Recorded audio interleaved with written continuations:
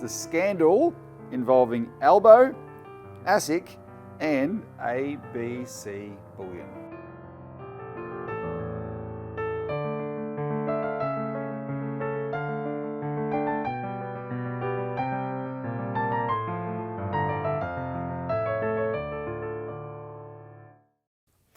Welcome to Citizens Insight, the Citizens Party's interview series on matters of national and international importance.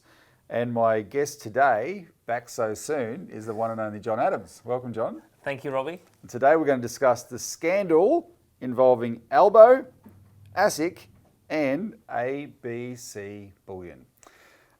So, John, you were here very recently. 4 weeks ago, actually. 4 weeks ago. I think you are the first person in the history of Citizens Insight to appear back to back, which means we should do more of these shows. But anyway, so we're going to do, this is unusual, but we're doing it for a very good reason, because our last show triggered some interesting developments inside ASIC, which have revealed all sorts of things and confirmed all sorts of things.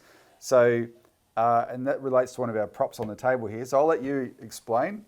What have we got? Well, I mean, the interesting thing, Robbie, is that when we were here 4 weeks ago, we talked openly about systemic corruption at ASIC. We talked about them lying to the court, lying to Parliament, lying to the press. We talked about rigging investigations. We talked about the perversion of justice in terms of ASIC. And we cited obviously some key data from ASIC, the 2023 staff survey, in which 1,056 staff ranked ASIC as an organisation at 2%. Which is 60% of staff. 61%. 61% of staff. 61% of staff ranked ASIC at 2% in terms of organisational level quality. Motivation was 22%. Satisfaction was 18%, and intention to stay was 31%. And I had said 4 weeks ago, Robbie, that this was the worst set of results probably in the history of the Commonwealth. Now, one thing I will reveal to the audience is that in the last 4 weeks, someone, and I won't say who, did a consultancy job about the ABC, as in the national broadcaster, 20 years ago. And there was a measure in that survey 20 years ago where the managing director was ranked at 5%. And shortly after this piece of consultancy work had been done, the managing director of the ABC, the Australian national broadcaster, he departed. So Longer gets 2%, which is worse than the ABC back in terms of 20 years ago. And yet there is no sense from Longo or Sarah Court or the other people in the commissioners or the senior executive team that there needs to be a fundamental change of leadership. So we did the show, and I think, Robbie, you had said to me after we finished, you said, we've done about 5 shows since 2018. This was the most aggressive that I had been on camera because I felt so strongly about this ASIC issue, and this was obviously off the backdrop of the Bragg report that said that ASIC needs to be abolished. And then it just so happens that 2 weeks ago, I'm up in New South Wales, and you call me in a panic, and you get an envelope which is right here. I'm now holding. You're seeing it for the first time. So we're going to put this up on the screen now. The envelope is an official ASIC envelope that has the official ASIC stamp and the stamp of the Commonwealth, and it has a handwritten note saying Robbie and John Adams. So Robbie, just so we can be clear, in the history of the Citizens Party, how many official ASIC envelopes has the Citizens Party received since you've been here for the last 30 years? 2. 2. Okay, so this is the second or this is the third? This is the second. The second. Okay, well, so just by way of context, how about you talk about the first one? Let's talk about the second one. Well, the first one was circa 2005, 2006, because our publication, the Australian News, the New Citizen newspaper, had run an article by me on the danger of derivatives, and the headline was called "The Mother of All Bubbles," and this article had warned that derivatives was this toxic instrument that was leading to all sorts of systemic risks in the financial system, and it would bring down the global financial system.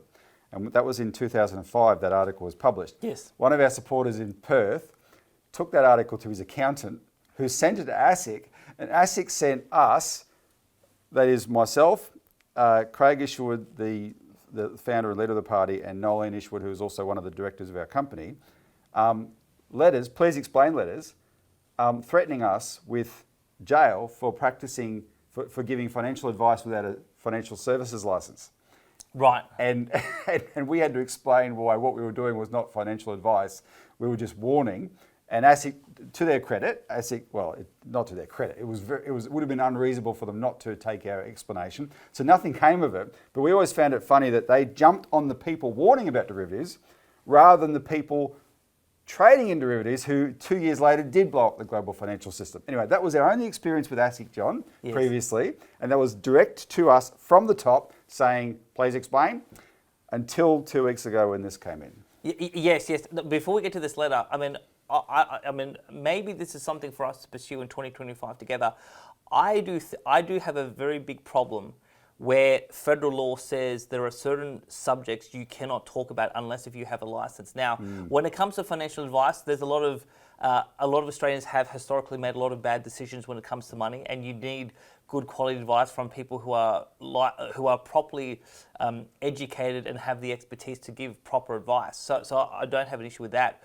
But where you get into a situation where people want to enter into the political square and make commentary about the economy or the financial markets or financial instruments like derivatives, there should be no place in federal law where we're going to get censored for actually warning about the public, about the dangers of the financial system. So obviously in 2005, 2006, your call on derivatives was actually correct. Because we had this global financial crisis in 2008.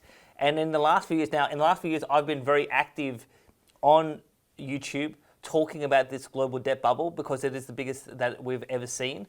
And in 2018, I did warn about economic Armageddon, and I had a 6-scenario model. And in that model, I talked about deflation and inflation.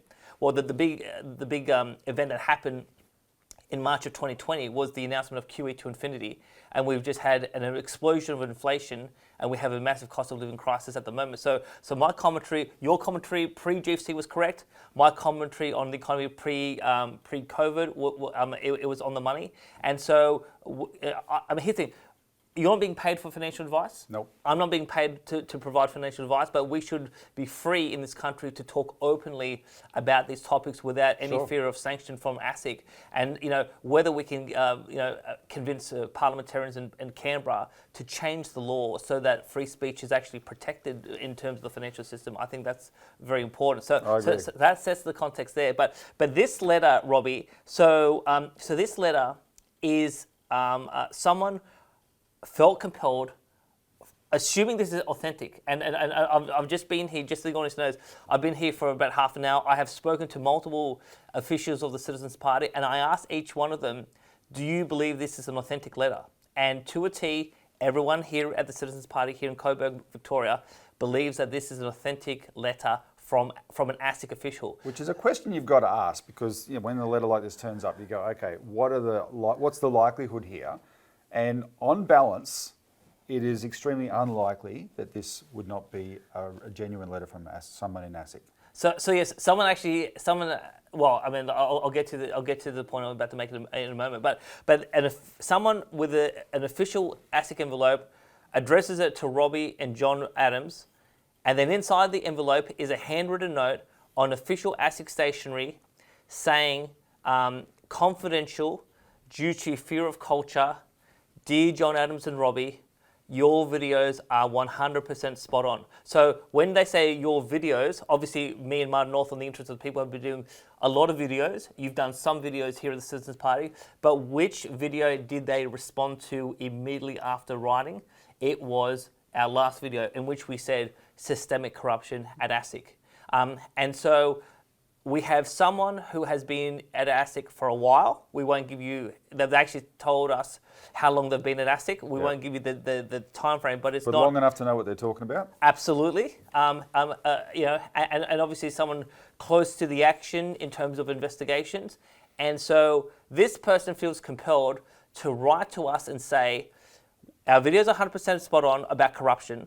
It's the worst it's ever been. And then this is perhaps the more extraordinary statement in this handwritten letter, Robbie, is that they said it is worse than what you actually portray. So when people call me a conspiracy theorist, Robbie, and we've just had some recent correspondence with Michael West Media where I was accused again of being a conspiracy theorist. But when people call John Adams a conspiracy theorist, and I say there is systemic corruption, and this is similar to New South Wales and New South Wales Police in the 90s, the Queensland Police in the 80s, and then you have an ASIC official of substantial standing, a veteran, writing to us saying it is 100% spot on. I mean, Robbie, till today, we've had this letter for about 2-3 weeks. I'm still pinching myself. I'm thinking to myself, can it really be that bad that people feel compelled to risk their career? You know, who knows whether they have a mortgage, who knows whether they have children, but they're willing to risk their career and risk their job to write a handwritten letter to the Citizens Party and me and saying you are on the money. What an extraordinary set of events. Well, I think it is because it's that bad, combined with the fact that outside of ASIC, there is such a stink about this now, thanks to the inquiry that you drove, that Senator Bragg chaired, that based on he called it based on the report that you wrote, which was the fourth big inquiry in 10 years, but the biggest of all four of them really, because even though the Royal Commission was one of those inquiries, and the Royal Commission of Banking, and ASIC did cop a hiding at that Royal Commission, it wasn't the only thing on the dock, right? It wasn't the only entity on the dock. So this was a big inquiry into ASIC itself. And so if you're inside ASIC, and then you're seeing all the commentary coming out of it, you're seeing people of real standing calling for ASIC to be abolished, etc., you're feeling under siege. And then if you're someone like this person seems to be, who actually wants to be there for the right reasons and do their job, they think that they're there to regulate the financial system, they're being told they're not allowed to, they're being stopped from doing their job, well, why would you want to go down with that sinking ship? Right? If that's what happens when you're under siege. You feel demoralised. This thing's going to come down around our ears. Well, what can I do? I can reach out and confirm that these people who are saying it are right. Yes. Now, the one thing I'll say, Robbie, just so that everyone's crystal clear, as soon as you brought this to my attention, you took a screenshot of it, you sent it to me digitally. I have sent this to the National Anti-Corruption Commission, and because I have two matters before the NAC. One of them is the former Deputy Chair Karen Chester, which we mentioned last time. Yep. We're going to talk about this ABC Bullion investigation, and that's sort of in terms of the new revelation. But I have two matters before the NAC, and I say to the NAC, and if the NAC's watching this, we're not making this up. People inside ASIC are saying that corruption is real, happening in real time, and it is worse than one can imagine. It is just an extraordinary set of events. And again, we have sycophants in the press, we have sycophants, we have some sycophants in the parliament, we have some very good critics of ASIC in the parliament, but there needs to be a proper accounting of what the hell is happening at ASIC, and they use every trick in the book to conceal information and try to pretend that everything's fine, but yet the staff survey and then this handwritten letter is saying that everything is not fine. And the fact that someone close to the investigation sort of area is saying that allegations of corruption are real, what does that actually mean for the integrity of investigations, both historic and going forward, Robbie? Well, it means there is none, and that corresponds with there is a third data source here, which was I think it was the ASIC veteran quoted by the ABC, who's the one who said they're crying staff at their are crying at their desks, but specifically, I believe that person's allegations related to the senior leadership of ASIC interfering and stopping investigations going forward. That level of interference from the top to the people who are just trying to do their job. That's extraordinary. That is when you really get into the nuts and bolts of corruption, right? Because this is not an agency that investigates enough. They only do 250 investigations a year. That's what they claim. Out of all the 10,000 plus complaints, they only do 250 a year. And if even then people are being told from the top, this is how you're going to do it, you're not going to do this, you're going to do that, then that really stinks. And Yes, and you know, I just want to put this on the table so we're all clear on this. I have sources who are telling me that the leadership at ASIC are making decisions on investigations irrespective of the facts and the evidence. That's not a proper investigation, and that's an improper use of public power if you are rigging an investigation or you're determining whether to take action or not take action where the evidence tells you you have to go in a different direction. And that's what happened in this ABC Bullion sort of situation. And now, before we get into, Robbie, in terms of what happened with ABC Bullion and my sort of issues that have been spanning over the last few years, we did talk about the NAC. There has been some criticism of the NAC in the last few weeks. I think Anthony Klein at the Claxton has been doing some reporting about the commissioner and the decisions around robo-debt and his involvement and not involvement. But you've just received a letter from the NAC this morning. So how about you go into that letter? well, it just so happens that this came the morning that you were due to arrive to have this interview. And what's notable about that, of course, is the only reason I wrote to the NAC. Well, no, one of two reasons I wrote to the NAC is because what I complained about Scott Morrison for really got up my nose, and I think it's a scandal. But second, this guy here was harassing me for 6 months. You need to start, here's the NAC, we've got this new procedure now, we've got this new institution, we know there's all this corruption, use the process.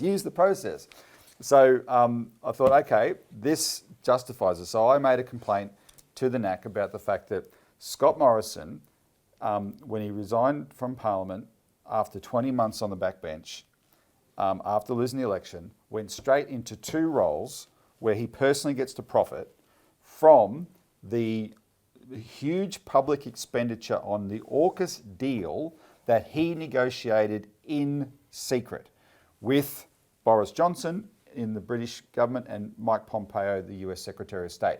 And one of those roles, he actually, which is for a venture capital firm, he joined that firm with Mike Pompeo. They're both there now making money out of investments related to AUKUS, which are being paid for by the Australian taxpayer. And one aspect of the complaint was that something that's hard to prove, which is that is Morrison going to be using his special information that he gleaned as the Prime Minister involved in these negotiations for private gain now? That's one part. The other part was his use. He'd hardly sat in the Parliament as a backbencher for those 20 months.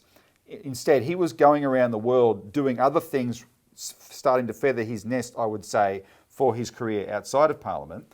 And his use of his office as a public official to do that should also be looked at as improper. Anyway, so that was the investigation. Now, the NAC is supposed to come back to you within 90 days if they feel your complaint doesn't qualify for corruption. We thought that was significant. So it's been... I've even lost count, 150 days or something? About 150 days, yeah. And so finally this letter came today, Mr. Robert Barwick, and there's just a squiggle on it. There's no identifier in terms of a person writing this letter. Your referral contains concerns about the conduct of former Prime Minister Scott Morrison, blah, blah, blah. After careful consideration, the Commission has decided to take no action in relation to the matters you have raised. The Commission is of the view that there is no viable hypothesis of corrupt conduct in relation to Mr. Morrison's acceptance of the private sector roles he has undertaken following his resignation from Parliament, in the absence of any information to suggest that he has misused official information obtained whilst in office. The fact that the roles may be related to a project he advanced when in office, I think the use of that word advanced there is a bit rich, John. He did more than advance. I've advanced the policy of a People's Bank, a postal bank, for 4 years. That's advancing a policy. He signed secret deals, this guy.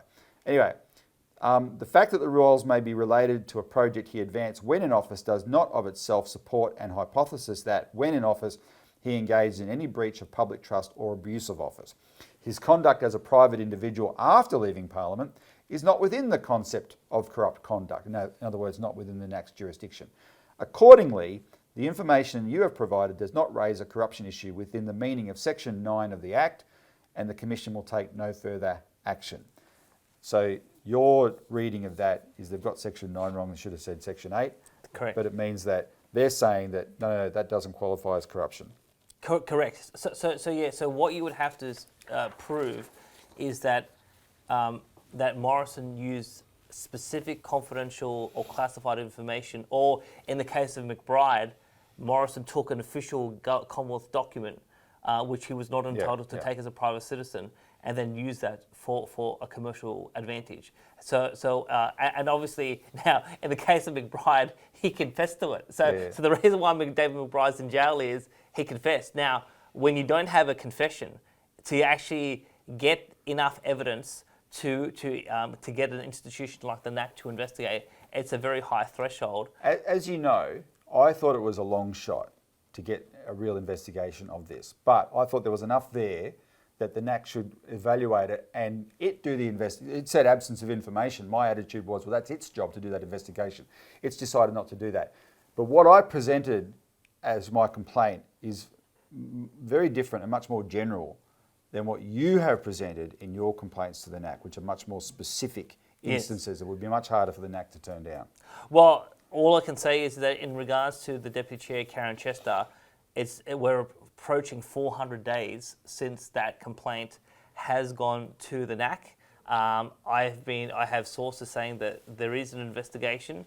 Certain people have been interviewed. Now, the one thing I'll say is in 400 days, the NAC has not picked up the phone to ask me any questions, which I find highly distressing because there's a lot of very specific, complex information that I've presented. And if they're not going to talk to me, I don't have confidence as to whether they actually know and understand the gravity of what I'm actually trying to tell them. Combine that with the fact that there's not even, the email or the letter doesn't even have anyone's name on it. The NAC is a real black box. Anthony Clan's criticisms, I think, are fairly justified. Well, here's the thing. The NAC's been operating now for about 13, 14 months. At some point, the NAC has to land a blow. Sure. Because at some point, people are going to say, well, why did we set up this anti-corruption body if they can't find corruption? I mean, no one believes in this country that the government's 100% clean. There are some dirty people inside the Commonwealth in terms of the federal government. So the NAC has to deliver. When will they deliver? We'll have to wait and see. But if they did set up the NAC to look like it was hunting for corruption, but actually never really intend to hunt for corruption, that would be a very Australian thing to do. That is how that's what Australia excels at in terms of the way Australian governments work. And I would argue, in practice, ASIC has pretty much been of a similar kind. Okay. Now, Robbie, so we talked about ASIC, and we have people inside ASIC saying that allegations of corruption are legitimate and real and substantive. We obviously have now talked about the NAC. You're now out of the NAC process. Let's see if the Citizens Party goes back to the NAC with a new complaint. No, I'm demoralised, mate. You've ruined it for me. I ruined it for you. So now we get into what I've been working on for 3.5 years. And here's the thing, Robbie. This whole journey of ABC Bullion and then ASIC, it's not something I asked. Like, this is not something I wanted to do. In early 2021, I was obviously doing things about economic analysis, talking about debt bubbles, monetary policy. Obviously, there was the whole issue of COVID and the COVID response, and there was a lot of things that I was talking about there, enjoying life. And then two events happened, which I thought to myself, I've got to do something in. Now, again, just for the record, so there's no allegations of conflicts of interest. In early 2021, I was working in the bullion industry. I was the chief economist for for one of the sizable dealers in the country. I had joined them in 2018, and then what happened was, in the period of February, March of 2021, I started to hear stories about Perth Mint customers who were not able to obtain their silver where they had invested it in certain products. And so this was not one source, there was multiple sources all across the country saying there's something happening at the Perth Mint. So in mid-March of 2021, I went public on Twitter saying that the Perth Mint was in default of their obligations to deliver silver consistent with their terms and conditions. Now, because I had been shadow banned by Twitter, and this is Twitter under the old leadership, not under Elon Musk, I thought 1,000 people would see the tweet. Well, what happened? Within 2 weeks, over 365,000 people across the world saw my declaration that the Perth Mint was in default, and that created a huge firestorm right across the world. I did a lot of interviews. The former CEO, Richard Hayes, was interviewed by ABC Radio Perth. He denied there was anything wrong. And obviously within the space of 6-7 months, he was thrown out of the Perth Mint due to a whole host of allegations of impropriety in terms of happening there. But in this period of time of... Sorry, just for the, not to spend too much time on this, but for the benefit of the people who don't know this subject as well as you, the Perth Mint, even though it's the Perth Mint, and there's lots of sub-cities in Australia, it's pretty much the cornerstone of the bullion sector in Australia, would you say? Yes. And it's owned by the WA government, and its history goes back to the fact that WA has always been a big resource state, big gold producer, etc. Yes. Right. So it's not just one city's mint; it is the establishment bullion company for the country. Well, yes. I mean, you have the Australian Mint, owned by the Australian government, that produces, particularly in terms of our official coinage. Yeah. You have the Western Australian Mint, of the Perth Mint, that was basically established in the 19th century about the gold rush and all the gold production that was happening in terms of WA. And so now, in this context of March 2021, there's a woman from the south coast of New South Wales who went public and said that she had silver in storage at ABC Bullion. She asked for the storage, she asked for her property back, and she was told it was missing. And then she went public on social media, and she basically said, they don't have my property. So now I will say, the night that she went public, she actually emailed me.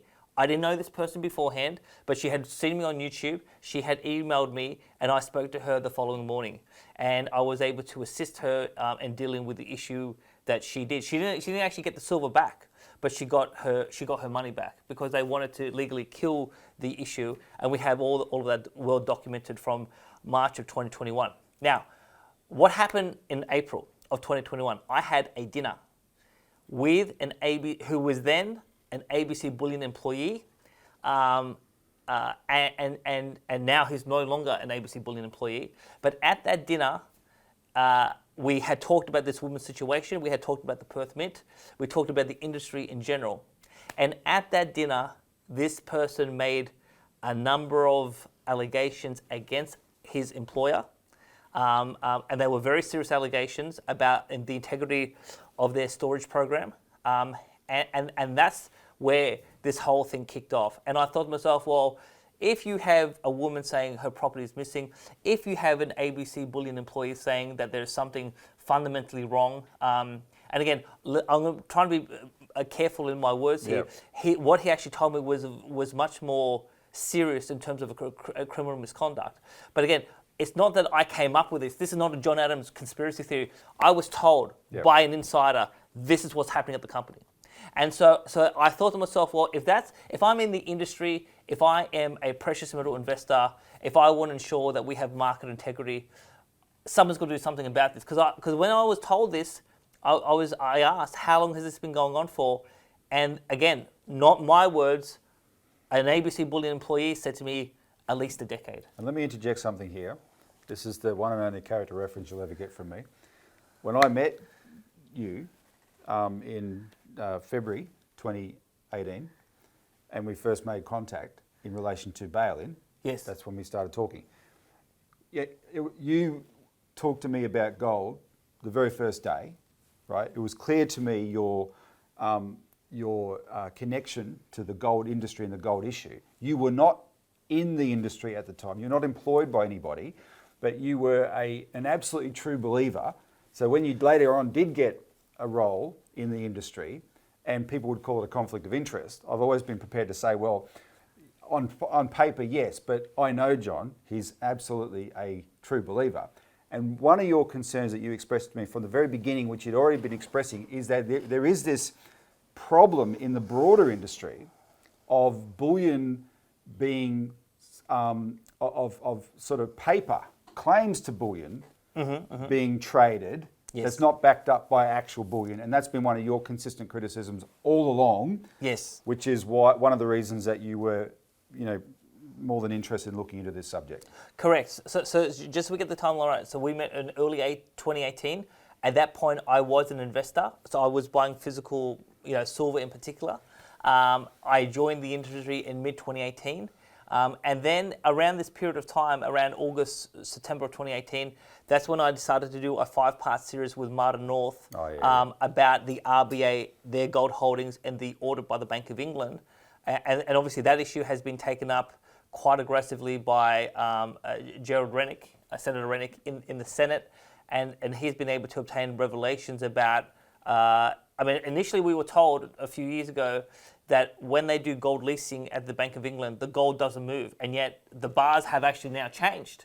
Yeah. So some bars have been melted down. We've had some new bars. The date of production has changed, and Senator Rennick is basically saying, hang on, if the bars don't move, why have we got new bars? And so we start. And so I think RBA Deputy Governor Guy Debelle's excuse was because there was some kind of not chipping, like. Well, no.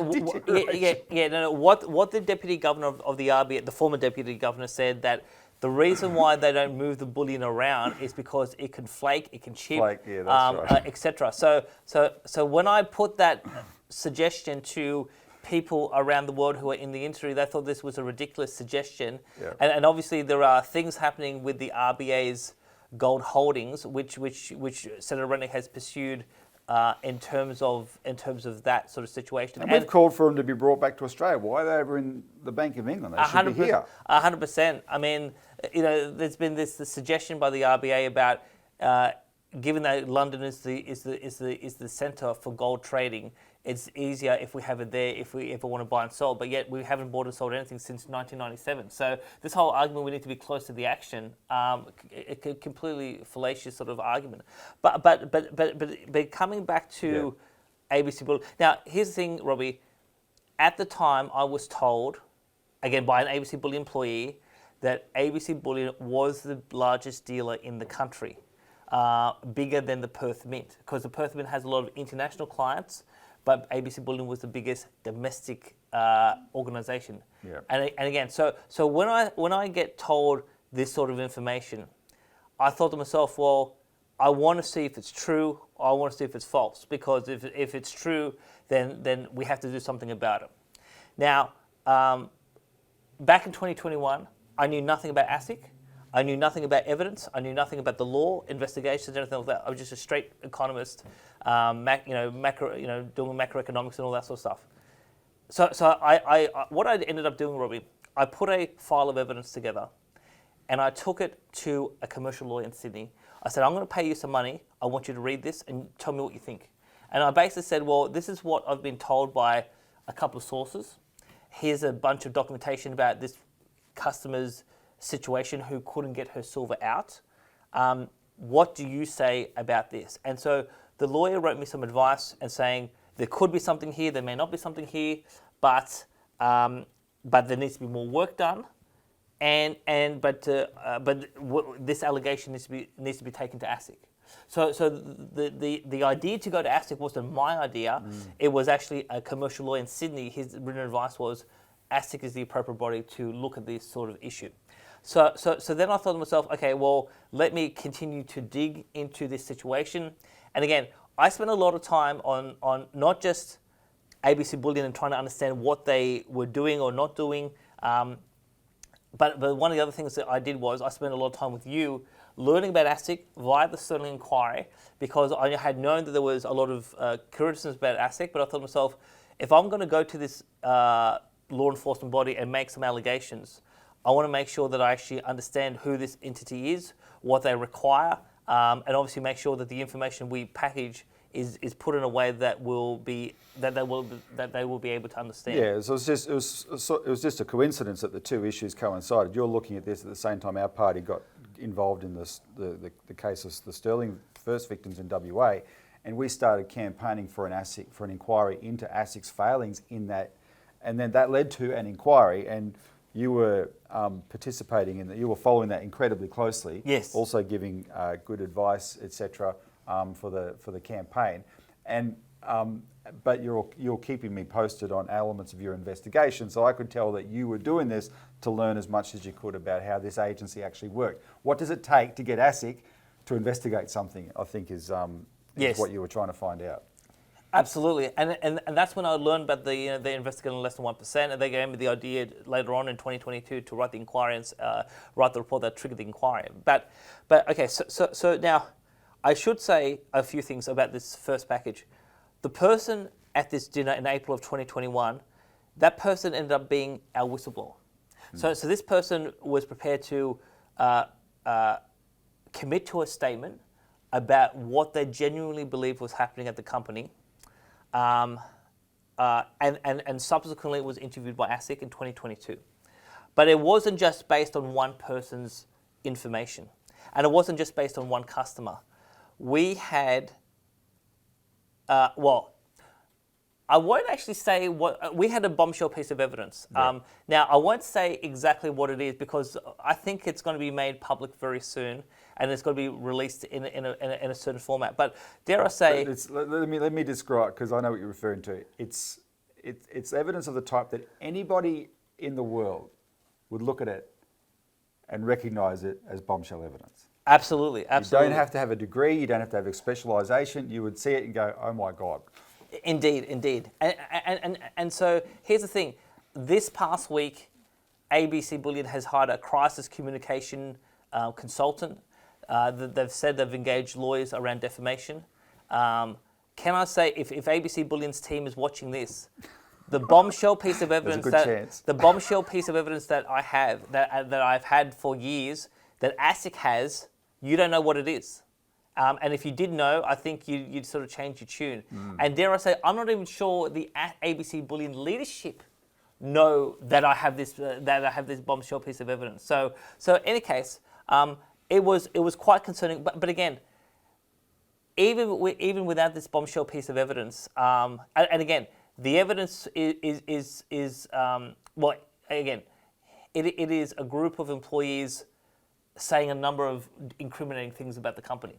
So I won't say anything more than that. But beyond that piece of evidence, I just didn't rely on that. I started to look at other things to see. So I think I did a show with Martin in 2022, and I said I did triangulation. So I looked at, so if I try to collect other sources of evidence using different techniques, do I find the same answer or do I find a different answer? And one of the techniques I will go on the record and say here is that I hired private investigators in 2022. And I basically said to the investigators, I'm going to give you a script. You're going to call up ABC Bullion, 4 calls, 4 different employees on 4 different days, and ask them about their storage program. And I want to say, do you get consistent answers or do you get very different answers? And lo and behold, we got 4 very different answers about the location of the bullion, the circumstances of the bullion, and are you allowed to see it? Are you not allowed to see it? All these sort of things. So if you were a customer of ABC Bullion, they told you point blank, it's against company policy to see the vault. You can't see it. You can't look at it. If you want your property, come to our retail store and we will have it there and then. But to independently verify what we're doing, it's against company policy, privacy, security, all these sort of reasons. Now, so obviously, the big question going to ASIC in April of 2022 was, where was the gold and silver? Because we have a whistleblower saying that there's a big portion of it missing. We have people inside ASIC, so people inside ABC Bullion in terms of number of current and former employees sort of suggesting something very similar. But the question was, well, did it exist? Did it not exist? So, and I spent like part of this quest, the 10 months leading to the first package was, I was looking to see where the gold and silver was, and I couldn't find it. You were driving past sites. Oh, yeah. No, the thing is, like, yeah. So that it wasn't just a purely online investigation. And, and here's the thing, Rob, we're going to get into this because this is one of the critical issues that I have with ASIC. So this was not just a purely paper-based investigation. No, there was physical inspections. I was moving around parts of New South Wales to see, based on the leads I had, is there any evidence in terms of where it is? Now, ASIC gets it on the 6th of April, and this is again, my barrister, Noel Coleman, said this is perhaps one of the most comprehensive files of evidence he's ever seen. He said, usually ASIC starts an investigation of a minuscule piece of information. This was well thought out, very comprehensive. I saw it as you showed it to me, right? It was what you call the package. So that's why I recognise some of the things you're talking about. And we should mention that you've mentioned your barrister's name. He's an ex-ASIC investigator himself. That's correct. He knows of what he speaks. Plus, there was one other ex-ASIC investigator that you consulted with a lot on this, as well as lawyers, etc. So, I was not involved in your investigation, but you and I talk pretty much every day, very early in the morning, and you were giving me blow-by-blow updates on the interesting aspects of this. While I was giving you updates on things like the Sterling inquiry, etc. And I could tell from your updates, although I couldn't follow it as super closely as you, I could tell how thorough you were being. That was my overwhelming impression on all those months of you doing this. I could tell the thoroughness that you were applying to your investigation. Yes, and just for the record, it was only after I went to ASIC that I tell Robbie who the company was. So do you remember I do this? You kept trying to probe. What are you actually investigating? Exactly. So there was a number of sort of trying to be careful. Now, once I went to ASIC, this is why I triggered the ASIC inquiry, because after spending 10 months and tens of thousands of dollars on advice and trying to understand how this all works, because again, I didn't know any of this. I mean, you compare my knowledge now in terms of the law, in terms of investigations, in terms of evidence, in terms of how to collect evidence compared to 2021. It's like I've had a second career, Robbie. So It took a lot of time to really get my head around what am I actually trying to achieve here and how do I put the case together. And so we begged ASIC, me and my team, to present our case theory to ASIC, to take their questions and to make sure they actually understood the material. ASIC refused to talk to us. And that was the point I said there's something fundamentally wrong here, because, and the reason why is I had a barrister, but I had the consultant who I had is a former ASIC senior executive who led the Office of Enforcement, or what was then the Office of Enforcement, and he left ASIC in 2011. He's the greatest investigator in ASIC history. He did HIH, he put 12 people in jail. He is a super thorough investigator. Because I would say to this person, if you were still at ASIC, how would you treat this matter? And he said, the first thing I would do, as you as the complainant with this detailed file of evidence, I would bring you in and have a conversation. ASIC refused to do that with me. Now, I ended up having a meeting with ASIC in July of 2022, but that was only because they wanted access to the whistleblower, because we had presented the whistleblower as someone who was at that point anonymous. So now, it took them 90 days to start the investigation. So the chance of getting an ASIC investigation is like 0.036%. So, and how did we get it? Because after the Jeff Morris scandal that happened pre-Royal Commission, Parliament changed the rules for whistleblowers and basically said that ASIC has 90 days to assess a whistleblower complaint, and if they don't take action, the law says they must take action. If they don't, then the whistleblower has the legal right to either make a disclosure to the press or make a disclosure to a parliamentarian, and they are still protected by the law. So we kept on saying ASIC, it's day 30, day 45, day 60, 70, 80, 90. What the hell are you doing? All ASIC would say is, we're making inquiries. I said, no, that's not enough. You've got to tell us something more concrete. Are you investigating or are you not investigating? So, because I said the 90-day time period is about to kick in, and we're going to go public if you don't come to the party. So they basically then starts the investigation. 13 months, $300,000 expenditure. And they like playing that part up. They do, and then they send me a letter on the 10th of August last year, and they said, after a thorough investigation, we find no evidence of a crime.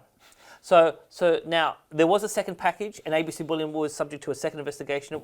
We won't get into that one today. No. But what I did was, from September of last year through to May of this year, me and a team of people retraced the ASIC investigation.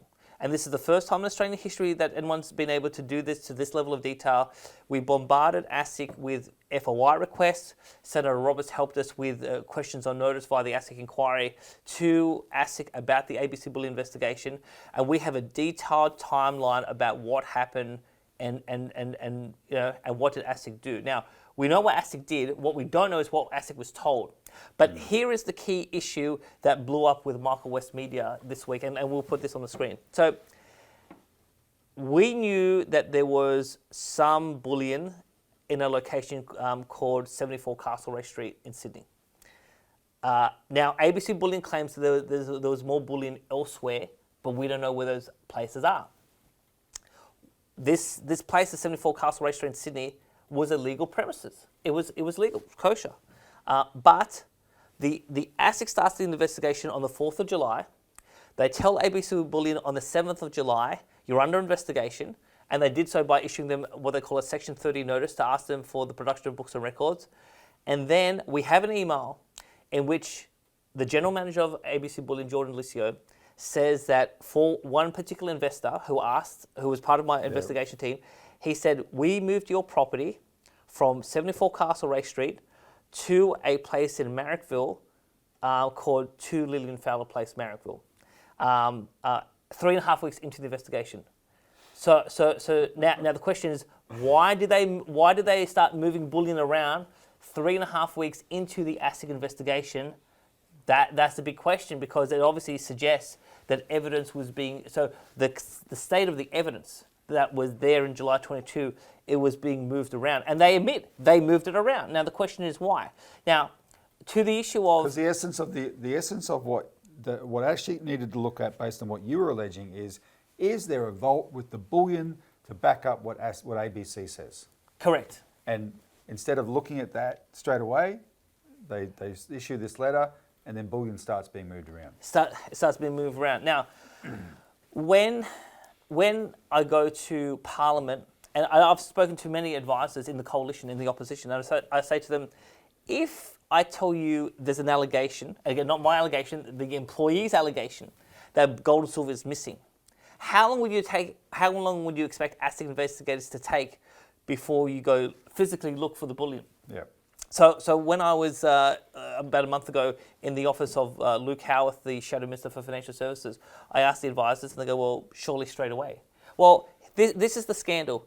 ASIC did not physically leave the office for 9.5 months, even though this place on 74 Castlereagh Street in Sydney was literally 500 metres from ASIC's Sydney office. They literally a 2-minute walk. It took them 9.5 months. They did not leave the office. And in that 9.5 months, who appeared and did something which is extraordinary in Australian history? The Prime Minister, Anthony Albanese.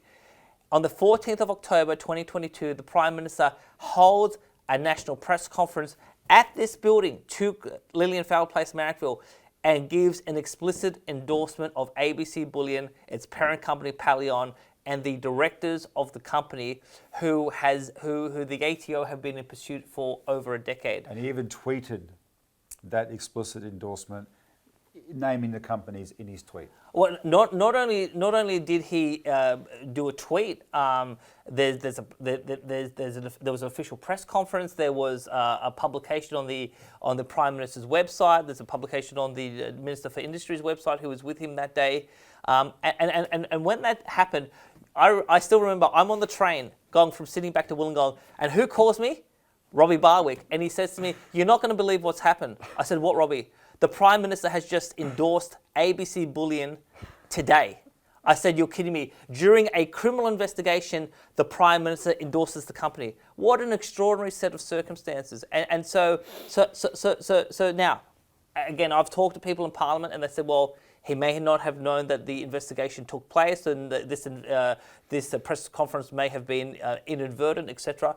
I'd say 2 things to that. The first thing is, the issues of the tax office, and I've been told by people on the inside, the ATO has spent tens of millions of dollars pursuing these group of people for in terms of what they call a GST carousel tax scheme. Again, so their reputation existing was such that the Prime Minister shouldn't have anything to do with them. Well, I mean, here's the thing.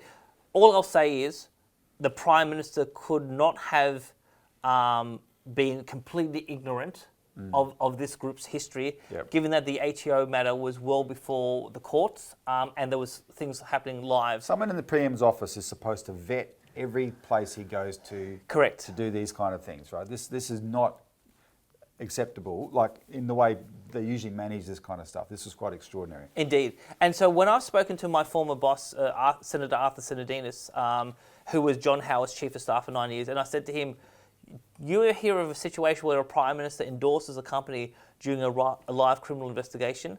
The Sinodinos told me last year when we met up in Sydney, he goes, this is unprecedented. He goes, never heard anything like this. It's just an extraordinary circumstance. And so in the 9.5 months, Prime Minister endorses the company. And then they obviously, after 9.5 months, they did an audit using Deloitte. Then they came to a conclusion, no evidence of being found. Now, here are two key things that have been, well, one's been confirmed, one's in contention. Let's talk about the thing that's confirmed.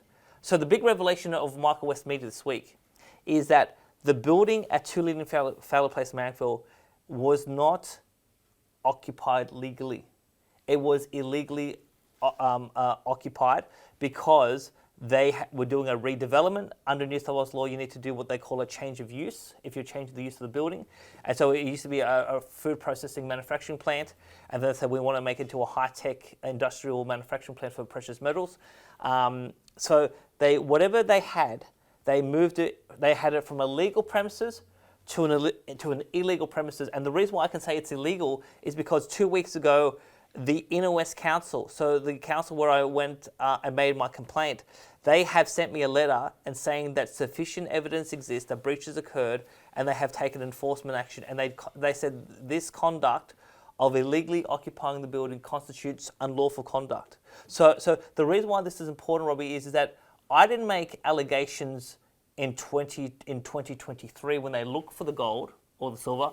I said, based on the evidence we had, I'm making allegations of things that I learned in 2021. So if you're going to investigate a matter, well, the allegation, you have to try to assess the evidence in when the allegation was made or when the evidence was collected. Because some of these employees who were making all sorts of comments about ABC Bullion, these were comments made in 2021 about the company's conduct. And so now, the question it becomes is, well, why would you move bullion from a legal premises to an illegal premises? That is the $64 million question. So the company has, in writing, given two explanations for why they've done this. So the first one is they said, we started operating from this building at 2 Leading Fowler Place, Marrickville, after a 3-year design, construction, and fit-out process. Well, that can't be true. One is because they didn't sign the lease until May of 2021, 14 months earlier. And obviously we know that the council has now declared that the occupation in July 2022 was illegal. And then the second reason they said is that they had a storage consolidation plan. So they had bullion in multiple locations, and they had a plan to consolidate it to this particular building, pre-scheduled for July 2022. Right. It just so happens coincidental with the ASIC investigation, and it was 2 years in the works. So now on this issue is there a consolidation plan? We went to ASIC via a Freedom of Information request, and we asked, please hand over the documents about the ABC Bullion consolidation plan. ASIC wrote to the investor who we worked with on the 6th of May of this year and said, we have no documents pertaining to a consolidation plan. So if there was a consolidation plan, Robbie, surely as part of this $300,000 investigation, ASIC would be able to obtain this plan. So they don't. But here's the thing. ASIC concluded an investigation when illegal, unlawful conduct was occurring, according to the council. And the reason why this unlawful conduct is significant is because it potentially, and again, the insurance.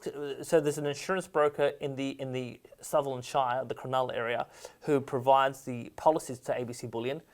they refused to disclose whether they knew the building was legal or illegal. Because if they, well, here's the thing, if they were told that there's no insurance company in the world that would offer a policy knowing that it was illegal. But then if they were not told, under federal law, the insurance company has the right to void the contract. And so people have been investing in the storage program of ABC Bullion for the last 2 years with the knowledge or with the assumption that it was legal storage and it was properly insured. So the insurance is a question mark because we don't know what the insurance company was told, but we have the council saying it was illegal. So how did ASIC come to such a bad and wrong conclusion? Because one could construct the argument, this is the argument that I've effectively instructed to the NAC. People inside ASIC is saying they're corrupt. Yep. And so we have a situation where 3.5 weeks into an ASIC criminal investigation, illegal behaviour occurs with evidence being altered. The council has declared it to be illegal. The Prime Minister endorses the company. And how do you come to the conclusion that there was nothing wrong in terms of the company? Because if ASIC knew, and this is the key issue, if ASIC knew that illegal activity was occurring during the investigation, well, that is corruption. Because we're not paying ASIC officials to investigate and allow evidence to be altered in an illegal fashion.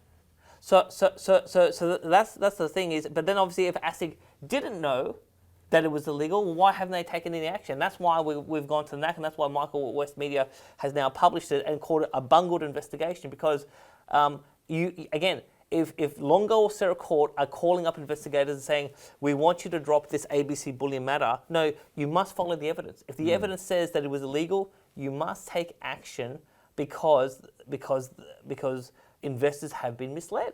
Yep. So that's what happened there. Now, let me just quickly get to the issue of the audit.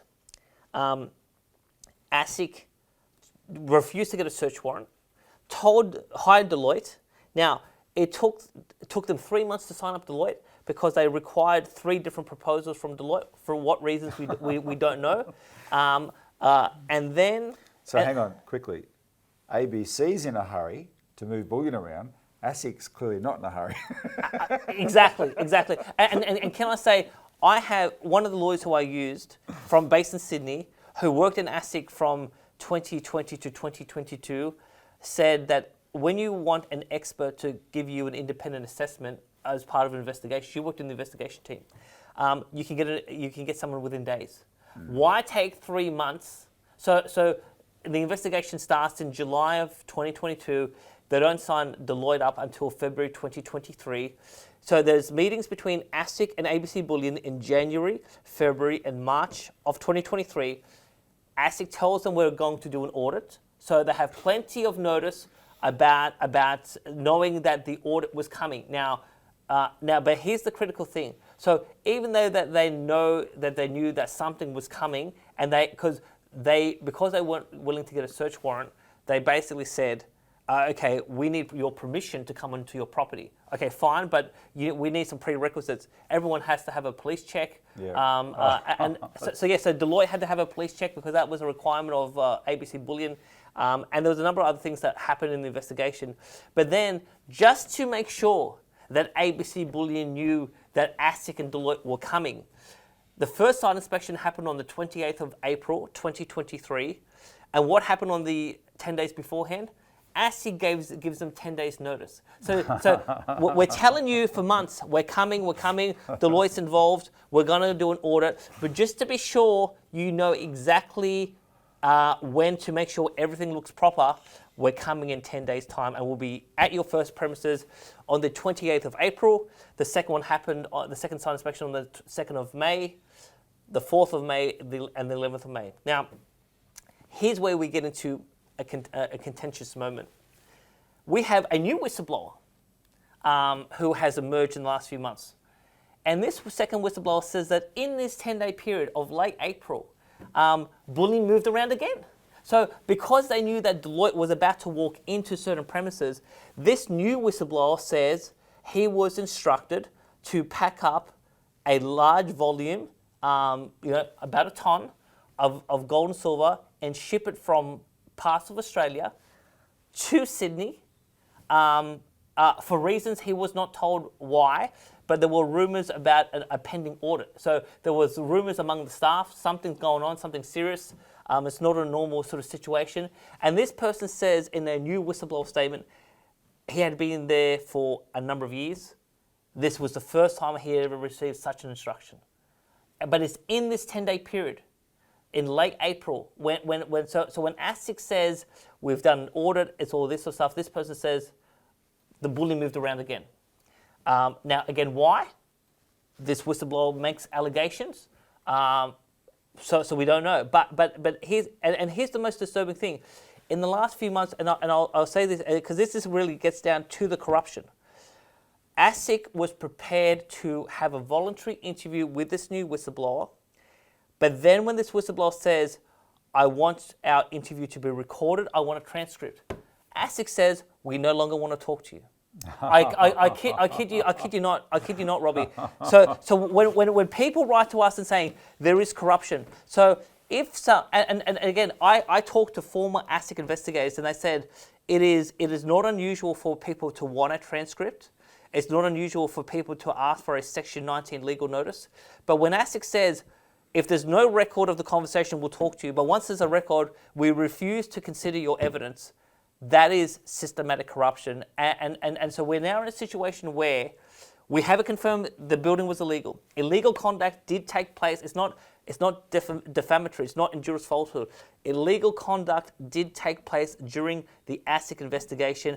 ASIC used Commonwealth money to facilitate the Prime Minister's friends to effectively rig an investigation to the conclusion that there was no evidence of a crime. And now we have a situation where the media is starting to report about it. We have investors considering legal action in the courts. We have Senator Roberts. Senator Roberts has attempted on 3 occasions in the last 11 months to ask the Deputy Chair Sarah Court questions about this ABC Bullion investigation. On 3 occasions, she refused to provide any substantive answers. ASIC is concealing their state of knowledge on these events. And here's the other thing, Robbie.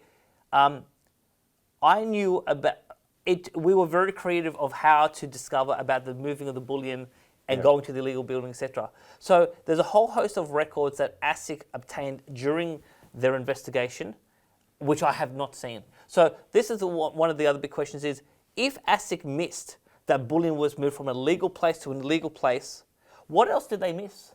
Because as you say, I tend to be extremely thorough, and I had a very good investigation team.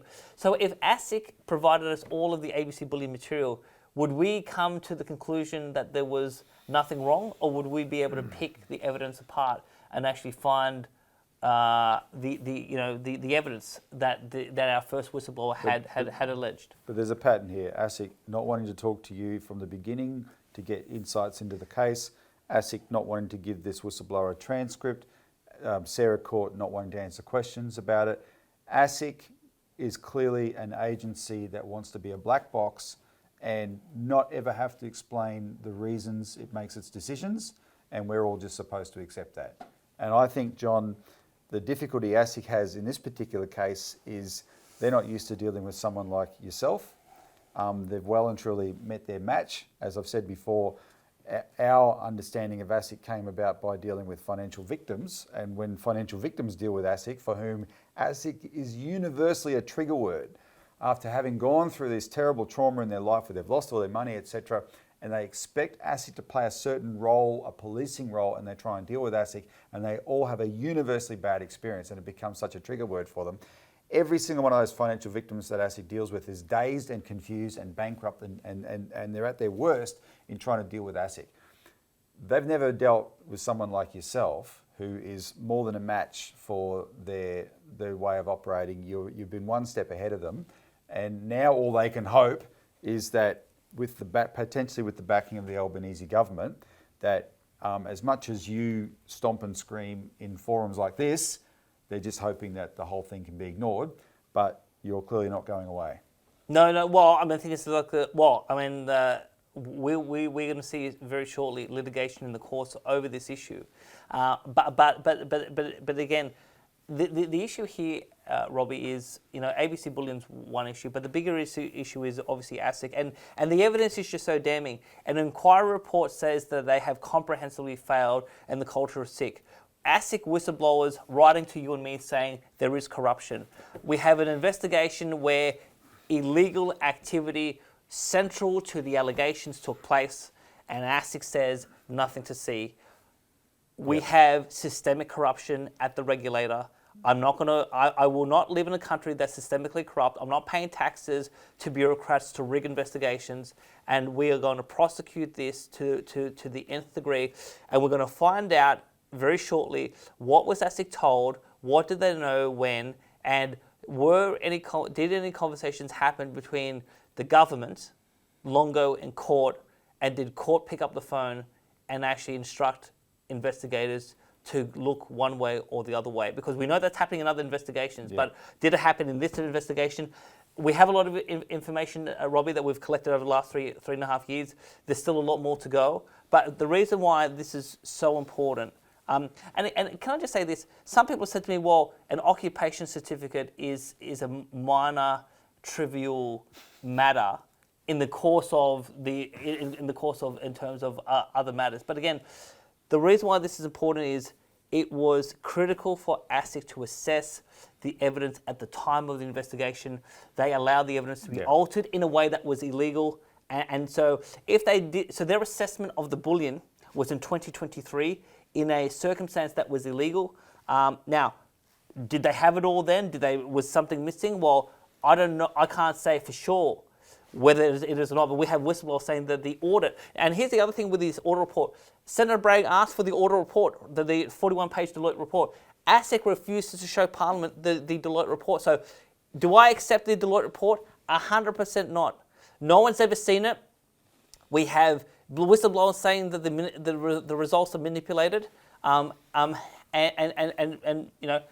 whether investors want to have confidence in the Deloitte report or not, I do not accept the findings of the Deloitte report until I see the methodology, until I see what was actually done, and whether this movement of the metal that happened in April of 2023, whether that was material to the results or not. Until those questions are answered, I basically don't accept anything that ASIC and Deloitte did. And again, we just got to clean this up. Yep. John, I'll point out we've gone a bit over time compared to what we sort of planned this to be. Yes. But I think the devil's in the detail, and it's actually quite instructive to go through that particular case. And I appeal to the viewer, keep the big picture in your head, because what you've seen in John's recounting of this investigation is, as I said, how thorough he was and covering literally every base. But you're also seeing, if you have any sense of, or you're a long-time viewer, or you have any sense of how long we've been at this, you've also seen relentlessness and sticking a laser focus on this, because as you say, and I agree, we can't live in a country where we accept this kind of corruption. Do not be the Aussies that just shrug your shoulders and sort of expect that this is the way it works. No, that's not good enough. We cannot just say, oh yeah, of course they're going to be corrupt. No, there's so much at stake here, and the way you get breakthroughs is you have to stay focused on it. We've just had our party's had our own little example. It's not so little. We've, as we announced in our show this week, people might have seen it by now. We've finally got a breakthrough where the government looks like it's finally looking at a postal bank. We've been relentless on that for 4 years, almost entirely our focus. And you eventually push it to a result, right? That's how you get results. You've been relentless on this. ASIC is one of our issues as well. And you've just given us a very live example of that, and I hope the viewers can see that. And we're going to keep writing this because something has to give here, right? Absolutely. Something has to give, and we're not going to back away just because we decide that we're bored with this subject. No. The future of our country is at stake based on the outcome of these fights. And I'll just finish on this, Robbie. The reason why we have to keep on this is that this is not an isolated instance. If this was a one-off, then you can say, okay, bad investigation, it happens from time to time. We are hearing a repeated pattern of mistakes. Everyone makes mistakes at work. I make plenty of mistakes, but you make mistakes, and then there's allegations of consistent mistakes to the point that it seems to be intentional, to the point that ASIC people are writing to YouTubers like Robbie and I and saying the corruption is 100% real. It's time we clean up this country. John, thank you very much for dropping in again today. Thank you. Thanks to the viewer for spending the time with us, and look forward to more updates on this in future episodes of the Citizens Insight.